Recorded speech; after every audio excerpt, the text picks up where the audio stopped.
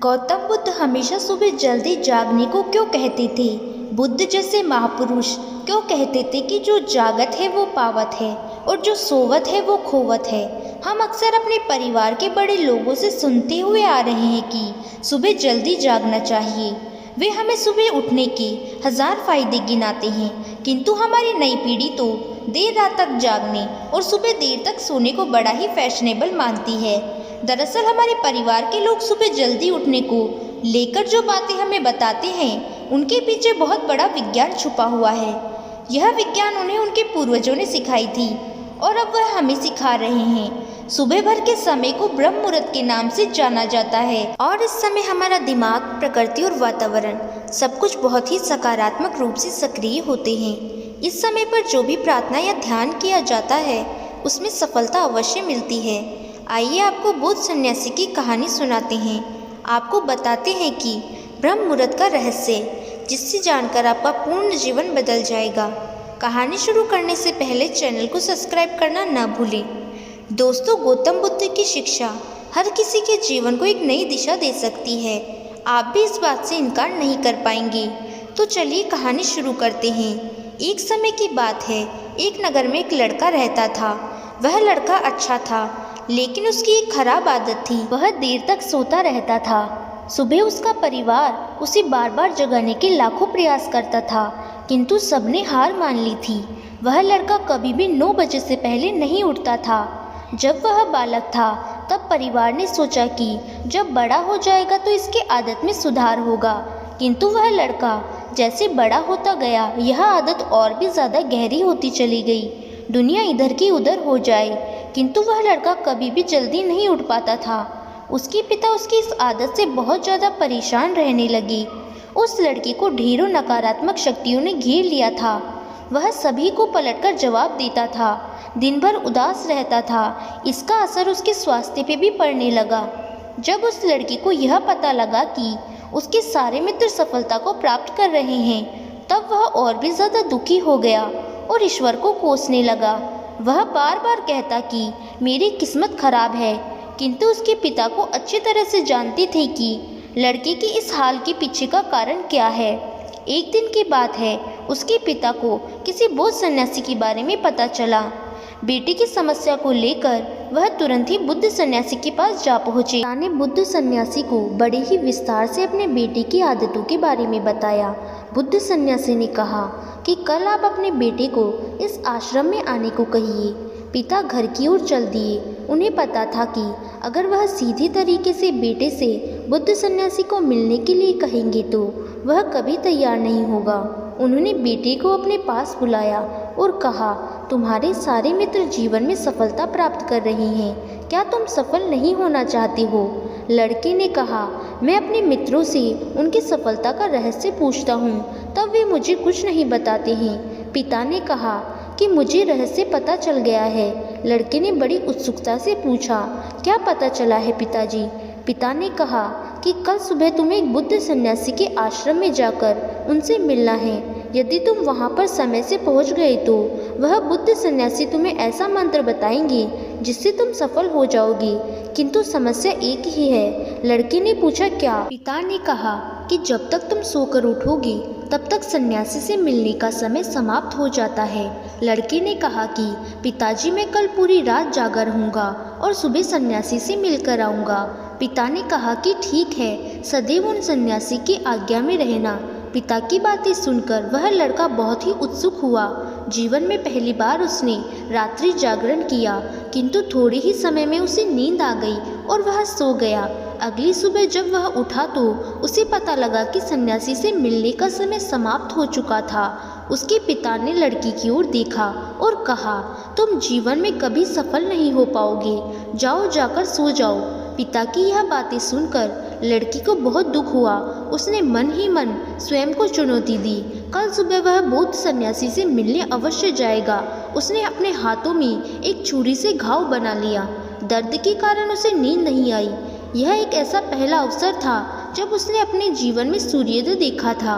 वह तुरंत ही तैयार होकर बुद्ध सन्यासी से मिलने के लिए चल दिया। आज उसका अनुभव कुछ अलग था। वह बेहद शांत महसूस कर रहा था। चलते चलते बुद्ध सन्यासी के आश्रम में पहुंचा। वहां उसने देखा कि बुद्ध सन्यासी और उनके शिष्य ध्यान लगाकर बैठे हुए हैं। ध्यान के समय समाप्त हुआ तब लड़का बुद्ध सन्यासी के पास पहुंचा और उन्हें प्रणाम करते हुए बोला कि आपके पास कोई ऐसा मंत्र है जिससे मैं सफल हो सकता हूँ? कृपा करके मुझे मंत्र बताइए। मैं अपने मित्रों के समान सफल होना चाहता हूँ और अच्छा जीवन जीना चाहता हूँ। बुद्ध सन्यासी मुस्कुराए और बोले, अच्छा तो तुम वही बालक हो। तुम्हारे पिता मुझसे मिलने आए थे। उन्होंने तुम्हारे विषय में मुझे सब कुछ बताया। मैं तुम्हें वह मंत्र अवश्य देता, किंतु लड़का घबरा गया। किंतु क्या गुरुदेव, मैं तुम्हें वह मंत्र बताऊंगा, किंतु अगले दिनों तक तुम्हें मेरी आज्ञा में रहना होगा। मैं तुम्हें वह मंत्र 21 दिनों के बाद बताऊंगा। तब तक मैं तुमसे जो भी कार्य कहूँगा उसे तुम्हें करना होगा। यदि तुम असफल हुए या कार्य के बीच तुम्हारा संकल्प टूट गया तब उस मंत्र का तुम पर कोई असर नहीं होगा। दृढ़ निश्चय के साथ उस लड़के ने कहा कि मुझे आपकी सारी आज्ञा स्वीकार है। मैं अगले 21 दिनों के लिए आपका दास हूँ। आप जो भी कहेंगे मैं वही करूँगा। मुझे केवल और केवल उस मंत्र के बारे में जानना है। बुद्ध सन्यासी ने कहा, ठीक है, कल से तुम्हारा संकल्प शुरू होता है। तुम इसी आश्रम में निवास करोगी। वह लड़का आश्रम में निवास करने के लिए तैयार हो गया। बुद्ध सन्यासी ने कहा कि यहाँ रहते हुए तुम्हें ब्रह्म मुहूर्त में उठना होगा और दूसरों शिष्यों की तरह ध्यान और तप करना होगा। साथ ही आश्रम के कार्यों में सहायता करनी होगी। ध्यान रहे, यह संकल्प टूटना नहीं चाहिए। लड़का बुद्ध सन्यासी की बातों से सहमत हो गया। अगले दिन उसके कार्य की शुरुआत थी। इस बार लड़का बहुत दृढ़ निश्चय था, किंतु एक सप्ताह बीतने के 8वें दिन देर तक सोता रह गया। वह रोते हुए बुद्ध सन्यासी के पास पहुंचा और कहा कि मेरा संकल्प टूट गया है। अब मैं जीवन में कभी सफल नहीं हो पाऊंगा। बुद्ध सन्यासी ने उसे समझाते हुए कहा कि एक बार फिर से शुरुआत करो, फिर से संकल्प करो। लड़के ने बुद्ध सन्यासी से प्रश्न किया कि सुबह उठना इतना आवश्यक क्यों होता है और यहाँ पर भी सभी लोग इतने जल्दी क्यों उठ जाते हैं? तब बुद्ध सन्यासी ने लड़के को समझाते हुए कहा कि सुबह यानी ब्रह्म मुहूर्त में उठने के पीछे का एक बहुत बड़ा विज्ञान छुपा हुआ है। लड़के ने कहा कि कृपा करके मुझे भी वह विज्ञान बताइए। बुद्ध सन्यासी ने कहा कि रात्रि को 4 पहर में बांटा गया है। पहला रुद्र काल, जिसका समय शाम 6 बजे से लेकर 9 बजे तक होता है। दूसरा राक्षस काल, जिसका समय 9 बजे से लेकर 12 बजे तक होता है। तीसरा गंधर्व काल, जिसका समय रात्रि 12 बजे से 3 बजे तक होता है। और सबसे अंत में जो पहर आता है उसे मनोहर काल कहते हैं। इस समय को ब्रह्म मुहूर्त या अमृत बेला के नाम से भी जाना जाता है। इसका समय 3 बजे से सुबह 6 बजे तक होता है। यह वह समय होता है जब पूरे संसार की नकारात्मक शक्ति निष्क्रिय अवस्था में होती है और सकारात्मक शक्ति सक्रिय होती है। ब्रह्म अर्थात देव मुहूर्त अर्थात समय, ब्रह्म मुहूर्त का अर्थ देवों का समय होता है। इस समय देव धरती पर विचरण कर रहे होते हैं और जागृत मनुष्य पर उनका बड़ा ही सकारात्मक प्रभाव पड़ता है।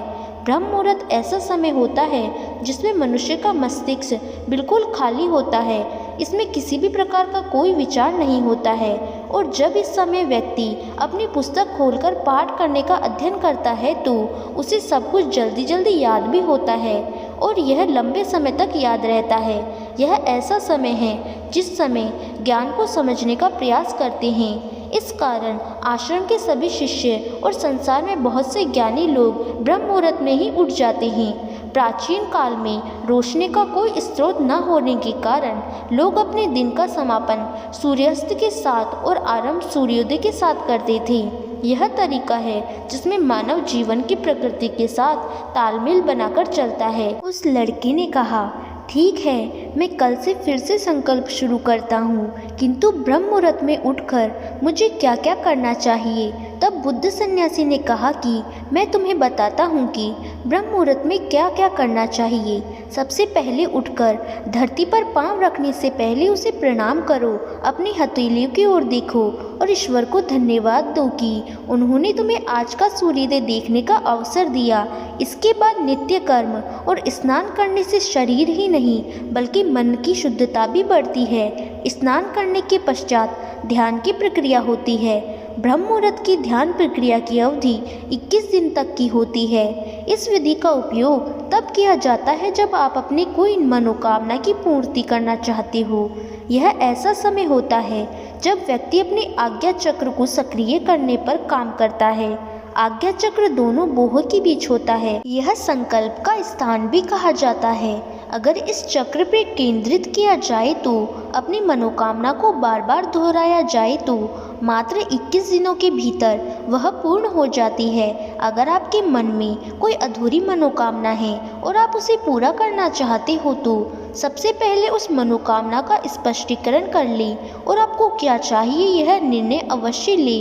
इसके बाद ध्यान की विधि को शुरू करें। ब्रह्म मुहूर्त में स्नान के बाद और एक ऐसा स्थान चुनें जहां पर वायु का प्रवेश हो। ध्यान की मुद्रा में रीढ़ की हड्डी सीधी होनी चाहिए, साथ ही गर्दन भी सीधी होनी चाहिए। सुखासन की अवस्था में दोनों हाथों को घुटनों पर रखकर आंखें बंद करके बैठ जाएं। हाथ की मुट्ठी को भी बंद कर लें और 2-3 मिनट तक बिल्कुल शांत हो जाएं।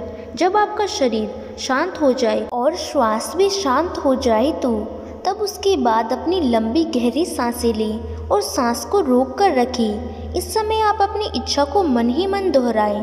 अपनी मन की आंखों से इष्ट देव और देवी देवताओं और गुरुओं का चिंतन करें। जब सांस को रोकना कठिन हो जाए तब धीरे धीरे सांस को बाहर की ओर छोड़ें। सांस को नाक से भरें और मुख से छोड़ें। इस प्रक्रिया को 3-4 बार प्रतिदिन दोहराना चाहिए। ऐसा प्रतिदिन करने से अपनी जो मनोकामना है वह अवचेतन मन तक अवश्य पहुंच जाएगी और इच्छा पूर्ति जल्दी हो जाएगी और आज्ञा चक्र सक्रिय होता है और हमारी आज्ञा को पूरा करता है। सांस को रोककर रखने के दौरान शरीर में आपातकालीन स्थिति हो जाती है जिससे कि आप बेकार की बातें सोचने और विचार करने से बचते हैं, जिससे मन की एकाग्रता बढ़ती है। तब इच्छाएं अवचेतन तक पहुंचती है। ब्रह्म मुहूर्त के समय पर ईश्वर की विशेष कृपा होती है और कोई भी व्यक्ति अपनी मनोकामना को इस समय पर दोहराता है तो उसकी इच्छा जल्द से जल्द पूरी होती है। इस प्रकार बुद्ध सन्यासी ने उस लड़की को ब्रह्म मुहूर्त का महत्व बताया। अगले 21 दिनों तक उस लड़के ने बड़े ही मन के साथ इस प्रक्रिया को अपनाया। अब वह बहुत ही ज़्यादा अनुशासित और शांत स्वभाव का व्यक्ति बन चुका था। अपना संकल्प को पूरा कर लेने के पश्चात वह व्यक्ति बड़े ही प्रसन्न भाव से सन्यासी के पास पहुंचा और कहा, हे गुरुदेव, मैं 21 दिनों का संकल्प पूरा कर लिया है। अब कृपा करके मुझे सफल होने का मंत्र बताइए। बुद्ध भिक्षु ने कहा, पिछले 21 दिनों से जो अभ्यास तुम करते हुए आ रहे हो वही तुम्हारी सफलता का मंत्र है। जो व्यक्ति ब्रह्म मुहूर्त में उठकर ध्यान प्रक्रिया को सही से करते हैं वह जीवन में कभी असफल नहीं हो सकती। तुम्हें ब्रह्म मुहूर्त का रहस्य पता चल चुका है।